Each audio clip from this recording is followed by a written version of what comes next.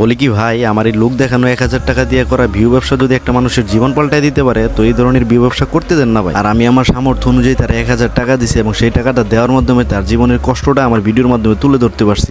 আর সেই তুলে ধরে দিয়ে তার জীবনে কতটা পরিবর্তন আনতে পারতেছে এটা কল্পনা করতে পারবেন না ভাই। আর খুব কম সংখ্যক মানুষই আছেন যে এই ধরনের কমেন্ট করেন ভাই। আর এই ধরনের কমেন্ট করার আগে নিজের বিবেক দিয়ে একটু চিন্তা করে কমেন্ট করেন যে নিজে মানুষের জন্য কতটুকু করতে পারলাম। আর আমি মূলত আমার এই ভিউ ব্যবসার মাধ্যমে তার যে কষ্টটা সেটা তুলে ধরতে পারছি।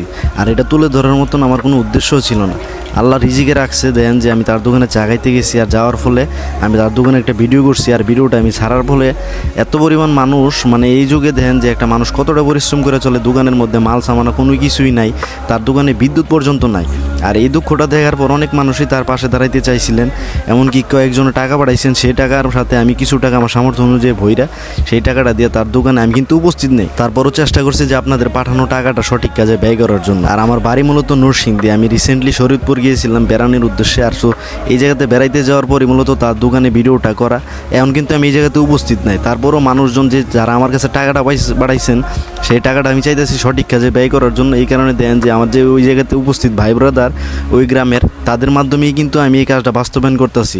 তার দোকানের মধ্যে দেন পর্যাপ্ত পরিমাণ আলো নাই, কারেন্ট নাই। এই যুগেও মানুষ একটা মানুষ যে হারিকেন দিয়ে চলাফেরা করতে হয়, মানে কতটা দুরবস্থা হইলে একটা মানুষ হারিকেন দিয়ে চলতে হয়।